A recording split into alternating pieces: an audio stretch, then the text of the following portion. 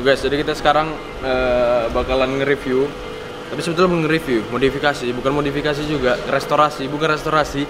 Apa jadinya? Reparasi. We gonna do some reparations for another car. Jadi kita bakal ngelakuin satu reparasi lagi ke salah satu mobil karena this car has got a problem.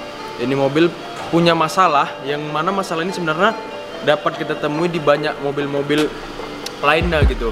Tapi supaya lebih spesifik dan lebih jelasnya lagi, aku bakalan ini dinamakan YouTube collab sama abang sendiri.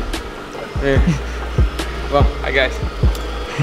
Oke, nama abang ini Bang Husni yang kemarin di vlog Pajero. Abang ini juga ikut gitu. Nah, ini bang, kemarin itu kan permasalahan dia ini kalau nggak salah ya, selogis-logisnya diingat, kemarin cuma ngelewatin salah satu jalan di Medan ini kan ada tuh yang banjir. Nah, memang beberapa jalanan di Medan ini banyak banjir nah guys kalau memang lagi hujan. Nah, ngelewatin itu kemarin pakai mobil ini. Ya. Nah, mengingat juga kan tingginya dia, antara jarak dia ke tanah itu terlalu dekat sama seperti sedan. Nah, oleh sebab itu kerusakannya adalah seluruh indikatornya hidup guys. Nah, itu karena apa bang? Itu biasanya waktu saat kita melewati genangan banjir ada kotoran yang masuk ke dalam sensor-sensornya yang mengakibatkan ada malfungsi di panel indikator. Ini mobil ini yang hidupnya panel indikatornya FSC-nya hidup, ABS-nya hidup, check engine-nya hidup. Jadi kemungkinan setelah kemarin beberapa kali pengecekan salah satu sensornya bermasalah. Jadi hari ini kita mau mencari sensor apa yang rusak, apakah diperbaiki atau kita ganti. Nah, itu kalau masalah sensornya itu dia satu sensor untuk semua indikator atau per masing-masing indikator punya sensor? Kalau mobil ini salah satu sensornya rusak atau malfungsi, semua indikator hidup. Oh gitu ya. Jadi untuk mengecek satu mobil itu apabila ada sensornya yang rusak itu harus menggunakan komputer. Komputer. Iya. Karena zaman sekarang mobil sudah ada ECU-nya. Sudah ada? ECU. Sudah ada komputernya. Nggak tahu mungkin ECU itu apa? Komputer yang mengatur kinerja mobil. Oke. Jadi dari situlah kita bisa mengetahui kerusakan mobil. Jadi tidak perlu membongkar sana sini, tapi hanya dengan mencolokkan komputer di ECU kita bisa tahu. Tapi itu dikhususkan untuk mobil-mobil yang canggih atau semua mobil ada? Rata-rata kalau udah mobil keluaran tahun 2015 ke atas, rata-rata sudah 2015 ke atas guys. Apalagi yang udah build up, ya lebih gampang sih pengecekannya. Nah itu bang, mobil-mobil build up, banyak teman-teman mungkin nggak tahu mobil build up itu mobil apa sih? Mobil build up itu mobil yang dirakit dari luar negeri dan utuh sampai Indonesia.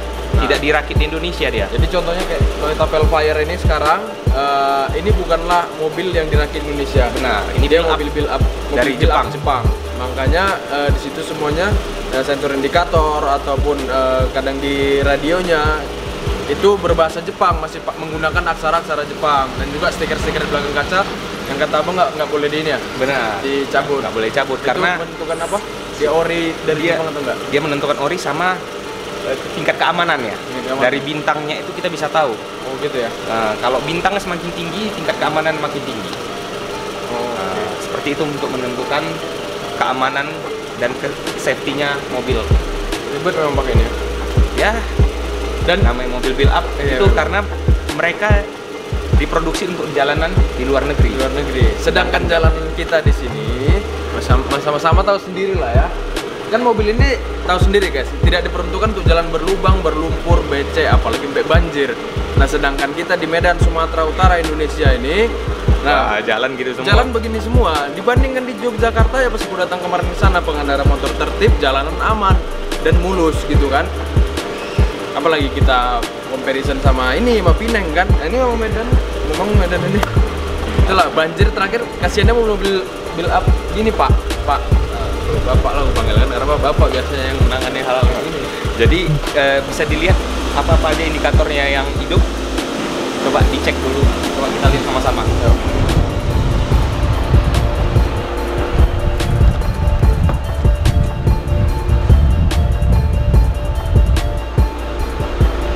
Jadi mobil ini indikator yang hidup, yang seharusnya mati, FSC itu seharusnya mati. Vehicle Stability Control. Ini fungsinya untuk traksi mobil. Ini kalau misalnya hidup seperti ini berarti transaksi traksi mobilnya tidak ada. Kalau kita misalnya melewati jalan yang licin dengan kecepatan yang tinggi, apabila ini tidak ada, kita berbahaya karena ini mobil ini bodinya cukup besar. Jadi kalau ini mati cukup berbahaya. Terus ini lambangnya, ABS-nya juga hidup. Ini juga berbahaya. Ini bisa mengakibatkan mobil malfungsi di pengereman. Sedangkan yang atasnya ABS itu ada check engine namanya. Itu apabila itu hidup, berarti memang ada sesuatu hal yang salah di dalam mobil. Itu seharusnya harus mati. Ya, kalau yang ini kita nanti jalan pasti mati, rem tangan. Jadi hari ini kita mau menyelesaikan permasalahan ini. Oke, hari ini kita mau selesaikan permasalahan di mobil ini. Mudah-mudahan bisa dapat hasilnya, bisa selesai permasalahannya. Karena kemarin kita ke salah satu dealer resmi, mereka solusi ada dari mereka, tapi spare part tidak ada. Karena mungkin ini spare part harus inden. Jadi kita coba cari alternatif lain. Ini kita cari salah satu bengkel lah di Medan yang bisa menyelesaikan permasalahan ini. Oke guys, jadi guys seperti kata Bang Husni tadi, memang di dealer Toyotanya sendiri ada. Kemarin pun sudah dibawa ke dealer Toyotanya langsung, cuman mereka bilang, masa pertama nomor ini gigit tikus nih bang, katanya. Astagfirullah bang, mana lah mobil bisa digigit tikus sensor. Nah, biasanya bang mobil-mobil mewah yang kalau dia nggak banyak jalan, banyak di garasi itu gigit tikus. Stop that. Ya gue bilang, udah bang, betul-betul lah ya bang. Kan ini sensornya bang, coba bang cek dulu. Baru lah sore dibilang, bang sensornya kira-kira 6.800.000 katanya. Oke, sensor 6.800.000 dan untuk biaya pengecekan dan pembersihan sekian lagi bang. Oke, berarti itu sekitar 7-8 jutaan lah gitu. Sensor kecil aja pun sama. Jadi ya udah, dari situ aku mau bangun diskusi, langsung aku bilang sama dia bahwasanya bang ini kayak mana udah bawa ke bengkel build up aja, karena yang kita tahu ini bukan mobil rakitan Indonesia. Biasanya mobil kayak ini kalau ada kerusakan kita bawa ke bengkel build up. Okay, so we gonna go right now to the build up workshop. Oke guys, OTW lah ya. Yep.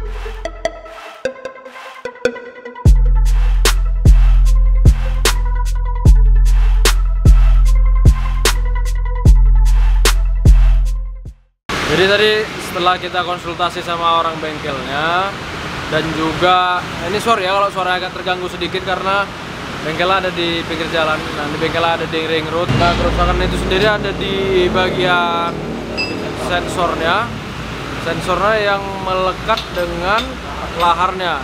Makanya kita harus ganti sensor dengan lahar sekaligus. Nah, itu yang mengakibatkan aku agak ngantuk pula di sini. Gimana, Bang? Nah, ini yang kita ganti.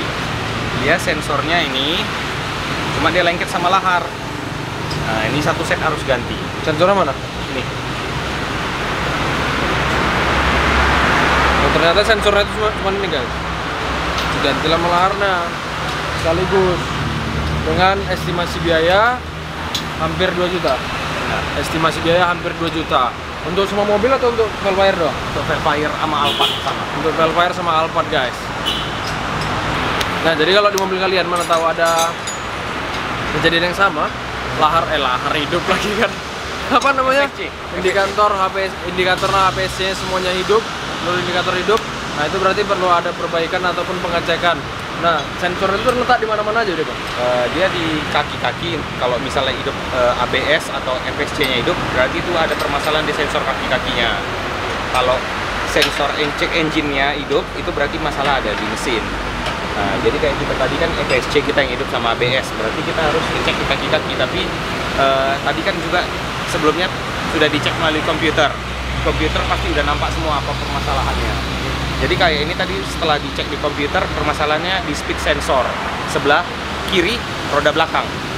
Jadi mobil Alphard dan Velfire mempunyai suku cadang yang sama. Kalau misalnya bermasalah di speed sensornya, laharnya juga harus ikut diganti. Makanya dari satu set sama lahar. Jadi harganya cukup lumayan. Mobilnya kalau kita juga punya Harrier pun sama juga. Dia kalau speed sensornya kena, juga laharnya juga ikut harus diganti. Jadi guys, yaitu sharing-sharing kita sejauh ini. Thanks for watching and thanks for your support so far. Bye. Tidur guys, udah jam tidur siang ini. Jadi kalau punya mobil itu dirawat lah baik-baik. Jadi kalau punya mobil apa nasihatnya, Pak? Ya dirawat lah baik-baik. Tengok situasi dan kondisi jalannya. Kalau banjir jangan diterabas. Kalau banjir tengok mobilnya. Kalau mobilnya nggak bisa untuk banjir, jangan diterabas. Kalau diterabas berakibat keuangan, berakibat patah. Next kita vlog apa? Pajero Next. diisi minyak. Apa minyak lampu? Heran juga bisa masuk minyak lampu. Pikir ini kompor hok. Aduh. Bisa sih di SPBU terisi minyak lampu ya kan? Minyak lampu. Apa pula itu? Bawa minyak lampu lah. Iya. Nggak ngerti lah, kira kompor ya kan? Iya. Sumbu kompor itu. Bawa kompor tadi hidup, ini Pajero mana lah hidup? Aduh.